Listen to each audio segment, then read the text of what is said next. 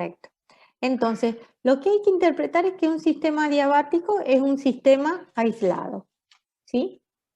Porque el calorímetro tiene paredes, digamos, que no permiten que el calor de la reacción pase al medio ambiente, sino que directamente tiene un reactor donde el calor de reacción pasa al agua que contiene el calorímetro y es la que cambia su temperatura a volumen constante.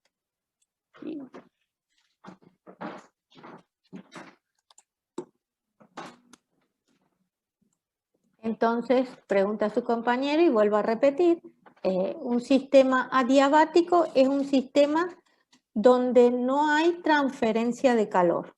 Eso es lo que significa. No se transfiere calor al medio ambiente. ¿Por qué no se transfiere calor al medio ambiente? Porque el calorímetro, vamos a poner la figura, el calorímetro es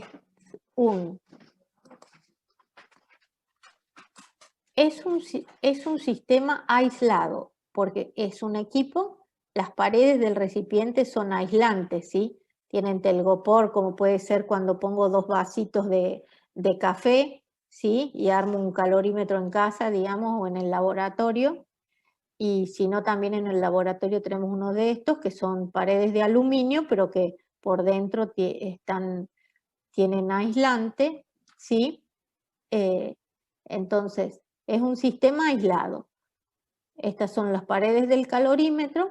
Acá tenemos el reactor, que es donde se produce la reacción que quiero medir el calor, y el calorímetro posee un volumen de agua que se agita para que la temperatura sea homogénea, y una vez que ocurre la reacción, lo que hacemos es medir la variación en la temperatura del agua. Entonces, todo el calor que produce la reacción se lo transmite al agua y no pasa al medio ambiente, por eso es un sistema aislado, ¿sí?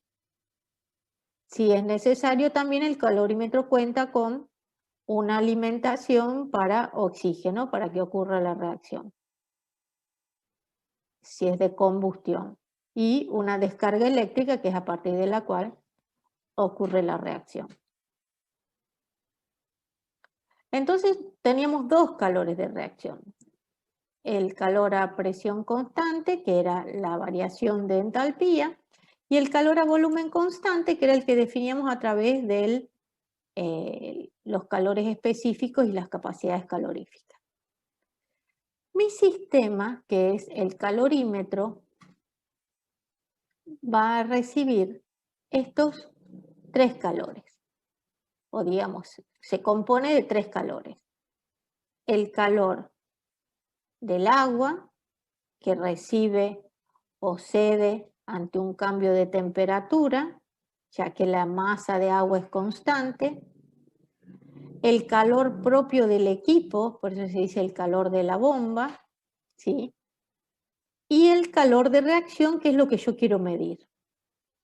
Como el sistema es adiabático, es decir, un sistema aislado, no cerrado, aislado, no desprende energía al medio ambiente, entonces el calor de reacción es igual al calor del agua más la bomba, a lo que absorbe o cede el agua y la bomba.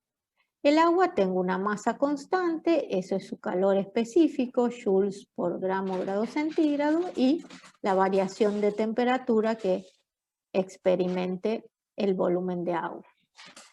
La capacidad calorífica de la bomba, que es la masa de la bomba, es decir, del equipo, por el calor específico de la bomba, me permite calcular me permite calcular el calor de la bomba como la capacidad calorífica por la variación de temperatura. Para el cálculo entonces de una reacción química, del calor de una reacción química, utilizo un equipo denominado calorímetro, que es un sistema aislado donde el calor de reacción lo absorbe o lo desprende para que la reacción ocurra una masa constante de agua y que va a variar su temperatura.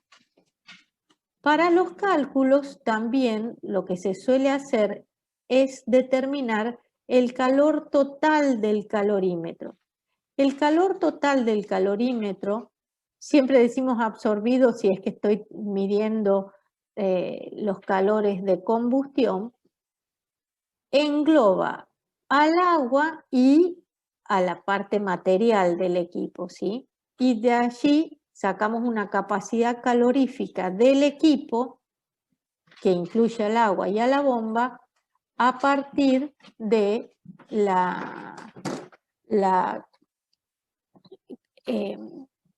una reacción conocida. Llevo adelante una reacción conocida, quiere decir que conozco el calor que desprende. Y según el calor que desprenda, puedo calcular en función del calor de la reacción el calor del, perdón, el calor del equipo y la capacidad calorífica del equipo. ¿Sí? Muy bien. Fíjense en este caso, vamos a hacer un cálculo. Muchas veces las especificaciones de capacidad calorífica del equipo están dadas en el manual del equipo, ¿sí? Vienen como dato de fabricación. Entonces también debieran utilizar solamente la capacidad calorífica del agua porque el de la bomba viene. Y si no, como es en este ejercicio, que es la capacidad calorífica del equipo completo. Dice el ejemplo, una muestra de naftaleno, una sustancia de olor penetrante que se utiliza en los repelentes contra polillas, se quema en una bomba calorimétrica a volumen constante. Cuando dice que se quema es una reacción de combustión. Como consecuencia, la temperatura del agua se eleva de 20,8 a 25,95 grados centígrados. Si la capacidad calorífica del agua más la bomba es de 10,7 kilojoules por grado centígrado, calcule el calor de combustión molar del naftaleno. Entonces, en este caso, fíjense que me está dando el dato del agua y la bomba juntos, es decir, el agua que contiene el equipo, ¿sí? Todo el material de fabricación, y me está dando la capacidad calorífica de todo. Y también tengo la variación de temperatura del agua, que se considera como la variación de temperatura del equipo. Como estrategia de resolución, ¿qué datos tengo? Conozco la capacidad calorífica del calorímetro y el aumento de temperatura del agua, como les venía diciendo recién. ¿Qué podemos calcular con la capacidad calorífica y la variación de temperatura? El calor absorbido por el calorímetro, ya que es una reacción de combustión, así que se desprende calor. Conocido el calor desprendido por el calorímetro, ese va a ser el calor, absorbido por el calorímetro, ese va a ser el calor que generó o desprendió la combustión del naftaleno, específicamente 1,435 gramos de naftaleno cuando se quemaron. Y esto me va a permitir calcular el calor que generaría un mol. ¿Por qué? Porque este es el calor para una masa determinada. Para un mol va a ser otra masa. Y entonces ahora quiero aprovechar a aclarar que calor, entalpía, entropía, energía libre de Gibbs son propiedades termodinámicas extensivas. ¿Qué significa eso? Que dependen de la cantidad de materia.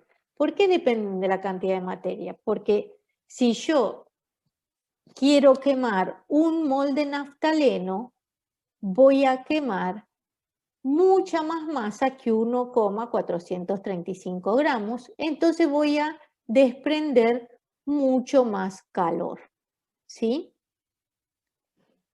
Entonces, vamos a la resolución, o por ejemplo, para un ejemplo más sencillo. Si yo quiero calentar 1 litro de agua o quiero calentar solo una taza, caliento más rápido una taza de agua para un té que un termo de agua para, que sería poner 1 litro para tomar mate, ¿sí? Entonces, a mayor masa, mayor cantidad de calor. Como tengo que administrarle mayor calor al sistema, que es el agua, en realidad calentar 1 litro me lleva más tiempo, porque si para los dos quiero calentarlos a 78 grados, por ejemplo, no quiero punto de ebullición, lo que voy a necesitar es que para cuando caliento 1 litro comparado con 1/4 litro, me van a requerir más tiempo calentar 1 litro de agua que 1/4 litro de agua. ¿Sí? ¿Se entiende? Bueno, volviendo a nuestro problema, el calor absorbido por la bomba y el agua es igual al producto de la capacidad calorífica y la variación de temperatura. Se supone que no se ha perdido calor hacia los alrededores. Esto que les decía, que el sistema es adiabático o aislado. Trata de ser lo más perfecto posible, ¿sí? Es decir, no perder nada de calor. Entonces se supone o se desprecia, porque tampoco existe un sistema aislado perfecto, se desprecia el calor, digamos, que se pueda perder. El calor del calorímetro, entonces, la capacidad calorífica del calorímetro por la variación de temperatura, y esto me da temperatura final menos temperatura inicial, 57,66 kilojoules. Ese sería el calor que absorbió el calorímetro, el agua y todo el equipo. Como el sistema no desprende temperatura, la suma de los calores es igual a 0. Y el calor del equipo es igual al calor, el calor que absorbe el calorímetro es igual al calor que desprende la reacción, cambiado de signo, ¿sí? Entonces, el calor que desprende la reacción es menos 57,66 kilojoules, pero es el calor asociado a la combustión de la masa dato de naftaleno, es decir, 1,435 gramos de naftaleno. Si quiero saber para 1 mol, saco la masa molar del naftaleno.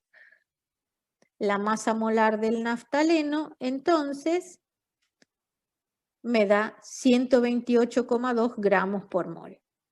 Si 1,435 gramos de naftaleno desprenden 57,66 kilojoules, 1 mol de naftaleno, que serían 128,2 gramos, van a desprender, ¿sí? Acá me faltó el signo menos, 5,151 por 10 a la 3 kilojoules por mol. Es decir, mucho más calor. No es lo mismo 1 gramo que más de 100 gramos quemados de naftaleno. ¿Se entiende?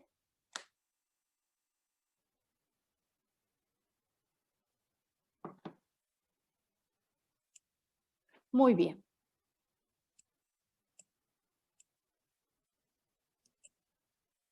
Veamos ahora las formas de expresar la entalpía de una reacción. En este caso, la entalpía estándar de formación. ¿Se acuerdan que ya les había dicho que por lo general la entalpía se refería en condiciones estándar? E incluso así es como existe tabulada. Si ustedes se fijan en su guía de ejercicios, al final, que tienen las tablas de datos termodinámicos, son todos medidos en condiciones estándar, donde las condiciones estándar son las formas estables de una sustancia y que es aproximadamente una atmósfera, ¿sí? Porque un bar es aproximadamente una atmósfera de presión y una temperatura de 25 grados centígrados.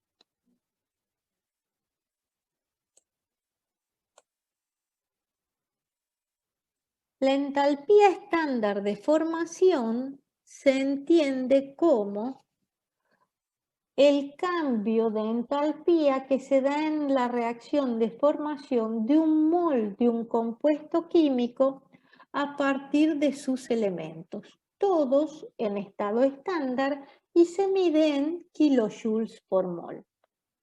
Se aclara que es por mol por esto que les decía que es una propiedad extensiva, lo mismo que la entropía y la energía libre. Entonces, la entropía estándar de formación de una sustancia, delta H supra 0 sub F, es el cambio de entalpía que se da para formar un mol de un compuesto químico, ¿sí? A partir de sus elementos, todos en condiciones estándar. Muy bien. Un ejemplo. La entalpía estándar de formación del dióxido de carbono a partir de sus elementos, carbono sólido e oxígeno gaseoso molecular, me da un mol de dióxido de carbono. Ese mol de dióxido de carbono que se forma desprende una energía que es la entalpía estándar de formación igual a menos 393,5 kilojoules por mol, que es lo que está en las tablas, ¿sí? En las tablas de datos termodinámicos tenemos que la entalpía de formación del dióxido de carbono tiene este valor en estado gaseoso para un mol, ¿sí? Y las entalpías de formación por convención de los elementos en su forma más estable es 0. Por eso me da que la entalpía de formación del dióxido de carbono es la entalpía que está tabulada, ¿sí? Y por convención la de sus elementos es igual a 0. Lo mismo ocurre con la formación del agua líquida. A partir de sus elementos, en este caso gaseosos, hidrógeno y oxígeno, que me dan un mol de agua, la entalpía de formación estándar es un valor negativo, por lo que el proceso es exotérmico. Si yo lo quisiera calcular a partir de los datos termodinámicos, tengo de la tabla este valor, que es el mismo que se ve como resultado, que es la entalpía de formación del agua por un mol de agua, que es lo que se forma, menos las entalpías de formación de los elementos que la forman, que sería menos la sumatoria de la entalpía de formación de los reactivos, afectados por sus coeficientes estequiométricos, que serían medio mol para el oxígeno y un mol para el hidrógeno, porque son propiedades extensivas, ¿sí?